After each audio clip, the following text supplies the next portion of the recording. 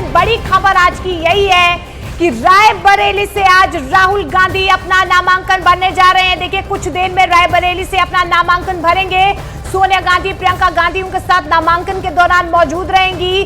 बहुत सारी पशोपेश हुई, बहुत सारे सस्पेंस बरकरार था इस खबर पर कि क्या होने वाला है, लेकिन रात को ही न्यूज 18 इंडिया ने ये खबर बता दी थी कि रायबरेली से राहुल गांधी जो है अपनी राजनीतिक विरासत जो सोनिया गांधी उन्हें देना चाह रही है, उसे आगे विरासत को बढ़ाते हुए अब राहुल गांधी उत्तराधिकारी होंगे और रायबरेली से यहाँ पर राहुल गांधी जो है वो नामांकन भरने जा रहे हैं। अरुण हमारे सहयोगी लगातार हमारे साथ बने हुए हैं। अरुण, हम देख पा रहे हैं कि सुबह से आप दर्शकों को पल पल का अपडेट दे रहे हैं। अब से थोड़ी देर के बाद राहुल गांधी नामांकन भरने जा रहे हैं, लेकिन फिलहाल क्या तस्वीरें निकल कर आ रही है, कब तक जो है प्रक्रिया शुरू होगी और क्या कुछ फिलहाल तस्वीरें?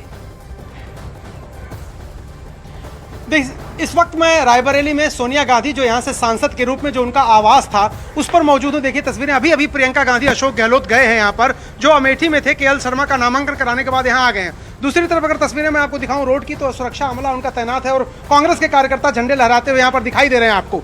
तो ये रायबरेली की तस्वीर है। अब से थोड़ी देर बाद यहाँ से सोनिया गांधी, राहुल गांधी, प्रियंका गांधी, अशोक गहलोत, ये तमाम जो नेता, मल्लिकार्जुन खड़गे भी पहुंच गए यहाँ पर, कांग्रेस पार्टी के राष्ट्रीय अध्यक्ष, ये सारे नेता यहाँ से बीच में एक जगह है जहाँ पर हवन करते हैं। इंदिरा गांधी जब चुनाव लड़ती थी वो भी वहां पर हवन करके नामांकन करती थी। सोनिया गांधी ने लगातार ये परंपरा जारी रखी। वो चुनाव में जब नामांकन करने आती थी वहां हवन करके जाती थी। वहां का भी कार्यक्रम है, लेकिन चूंकि 12:15 से 12:45 के बीच का वक्त नामांकन में के लिए लिया गया था जिला चुनाव अधिकारी से, तो अब समय हो चला है। किसी भी वक्त यहां से गांधी परिवार के लोग राहुल गांधी के साथ निकलेंगे नामांकन दाखिल करने के लिए, और बीच में जो हवन का कार्यक्रम है वो भी संपन्न करते हुए जिला निर्वाचन अधिकारी के कार्यालय जाएंगे। ये तस्वीर है। अभी सारे नेता जिनको आना था वो आ चुके हैं। अमेठी से नामांकन हो चुका है और अब उस क्षण का इंतजार है जब सोनिया गांधी ने चुना है अपनी राजनीतिक विरासत का उत्तराधिकारी राहुल गांधी को। अटकलें थी अमेठी से लड़ने की, प्रधानमंत्री हमला कर रहे हैं कि अमेठी से डर के आप नजर बनाए रखिएगा, लौटेंगे आपके पास। इधर पश्चिम बंगाल के वर्धमान में प्रधानमंत्री ने बड़ी रैली की। रैली के दौरान प्रधानमंत्री मोदी ने राहुल गांधी पर बड़ा हमला किया है। प्रधानमंत्री नरेंद्र मोदी ने कहा कि राहुल गांधी अमेठी से लड़ने से डर गए हैं और राहुल गांधी ने अब रायबरेली से रास्ता वो खोज रहे हैं। ये प्रधानमंत्री नरेंद्र मोदी की तरफ से राहुल गांधी पर जबरदस्त प्रहार किया गया। राहुल गांधी भागकर रायबरेली पहुंचे हैं। साथ ही पीएम ने कहा कि राहुल गांधी वायनाड से हारने वाले हैं, कांग्रेस को पहले से कम सीटें आएंगी। प्रधानमंत्री की ये बड़ी बातें आपको बता रहे हैं।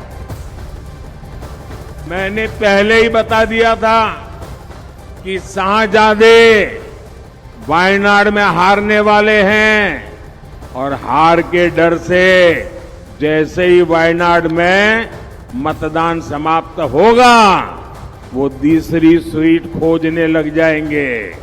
और अब दूसरी सीट पर भी उनके सारे चेले चपाटे कह रहे थे अमेठी आएंगे, अमेठी आएंगे, लेकिन अमेठी से भी इतना डर गए, इतने डर गए, वहां से भागकर अब रायबरेली में खोज रहे हैं रास्ता। ये लोग घूम कर सबको कहते हैं डरो मत। मैं भी आज उन्हें कहता हूं और बड़े जी भर के कहता हूं, अरे डरो मत, भागो मत। तो देखिए, इस बीच लगातार जो है आरोप प्रत्यारोप का दौर लगातार जारी है, लेकिन अमेठी सीट पर कांग्रेस ने एक बड़ा दावा कर दिया है। लेकिन इस बीच आपको यह भी बता दें कि उत्तर प्रदेश और एमपी के मुख्यमंत्रियों ने भी राहुल गांधी पर कड़ा निशाना साधा है। जी हां, उत्तर प्रदेश के सीएम योगी आदित्यनाथ ने आरोप लगाया कि कांग्रेस का हाथ दुश्मनों के साथ है, अगर कांग्रेस जीतेगी तो पाकिस्तान खुश होगा। वहीं एमपी के सीएम मोहन यादव ने राहुल गांधी को रणछोड़ दास कह दिया। राहुल गांधी को लेकर के प्रफुल्लित हो रहा हो, ये चीजें दिखाती हैं कि कांग्रेस का हाथ देश के दुश्मनों का साथ। यानी चीजें दिखती हैं कि मोदी जी जीतेंगे तो भारत में दीपावली होगी, लेकिन अगर कांग्रेस कहीं पे सफलता प्राप्त कर रही है तो पाकिस्तान उससे प्रफुल्लित हो रहा है। यूपी का माहौल मोदी में हो चुका और पुराना रिकॉर्ड भी हम तोड़ने जा रहे हैं। ऐसे अमेठी के बजाय अब वो रायबरेली से जा रहे हैं, तो रायबरेली की जनता भी उनका इंतजार कर रही है कि कांग्रेस ने जितने विकास में अवरोध पैदा किए, जितनी मोदी जी के बारे में हल्की बातें कही, एक एक बातों का हिसाब कांग्रेस को देना पड़ेगा। और निश्चित हार रायबरेली से भी राहुल गांधी की होने वाली है। और प्रियंका जी ने तो पहले हार के पहले ही अपनी एक तरह से जिसको हमारी भाषा में कहते हैं कि रण के पहले रण छोड़ हो गई, तो किसका क्या कर सकते हैं। तो आरोप प्रत्यारोप का दौर जारी है और कांग्रेस के लिए यह बड़ी मुसीबत थी कि अगर चुनाव लड़ेंगे तो भी हमला बीजेपी की तरफ से होगा, नहीं लड़ेंगे तो भी हमला होगा। हमारे सहयोगी अरुण बने हुए हैं, उनका रुख कर लेते हैं। इसी खबर पर हमारे साथ जुड़े हुए हैं अरुण। एक सेफ सीट का चुनाव राहुल गांधी ने कर लिया है। रायबरेली अमेठी के मुकाबले उनके लिए सेफ है, लेकिन इससे अमेठी की जनता के बीच क्या मैसेज जाएगा, जो ये उम्मीद कर रहे थे कि कांग्रेस परिवार का कोई सदस्य उस सीट से भी चुनाव लड़े। देखिए, कांग्रेस पार्टी ने जो आंतरिक सर्वे कराया था, उनके चुनाव के जो सर्वे करने वाले सुनील कोनुगोलू हैं, उनके मुताबिक अमेठी और रायबरेली दोनों सीटें सुरक्षित थी राहुल गांधी के लिए या फिर प्रियंका गांधी के लिए। चूंकि दोनों में से एक के ही लड़ने का फैसला हुआ, तो अब ये चुनना था कि अमेठी या रायबरेली। कांग्रेस पार्टी ने चुना रायबरेली। उसकी वजह थी कि सोनिया गांधी यहां से सांसद रही हैं और उनकी विरासत का अधिकार राहुल गांधी के पास जाता है।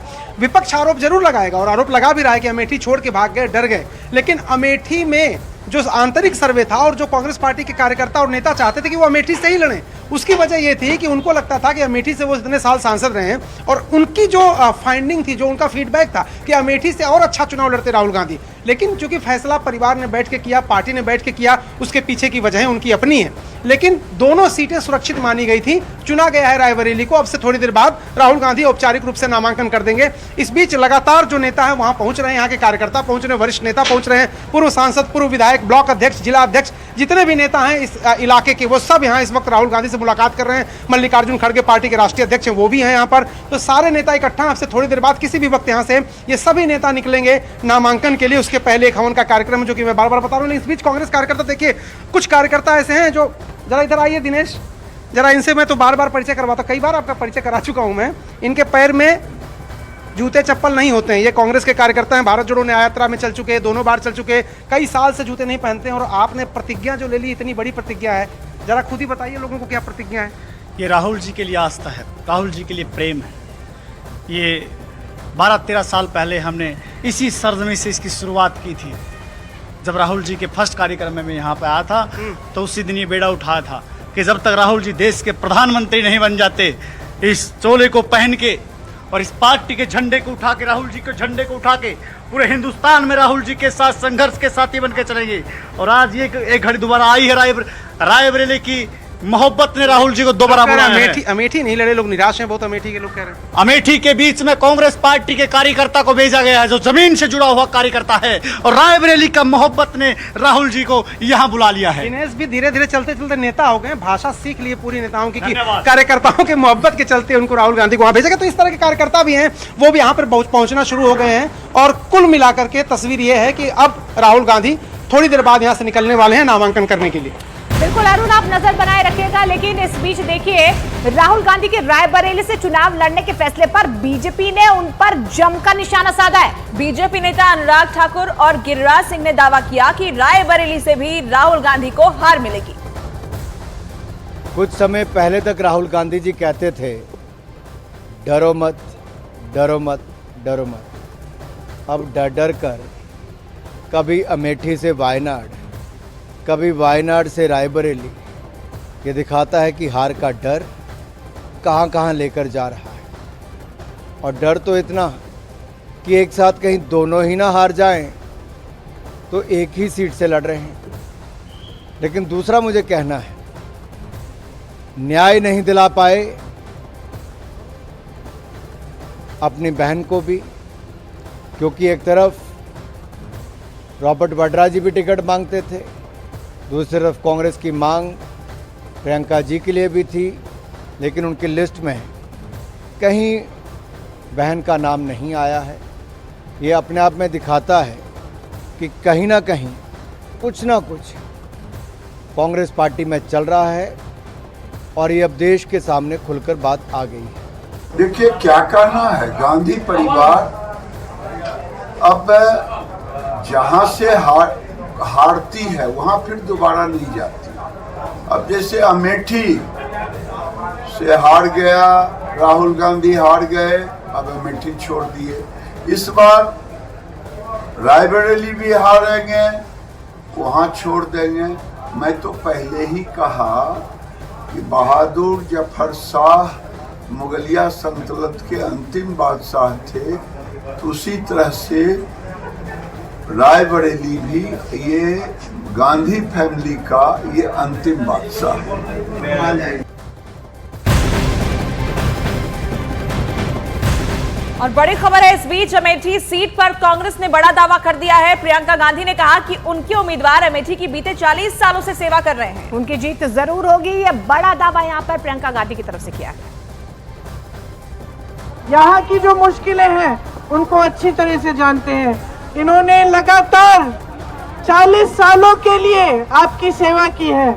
मैंने खुद आंखों से देखा, मैं खुद यहाँ पे आपके साथ मैंने खुद काम किया, और इस चुनाव में भी मैं इनके साथ कंधे से कंधा लगाकर चुनाव लड़वाएंगे।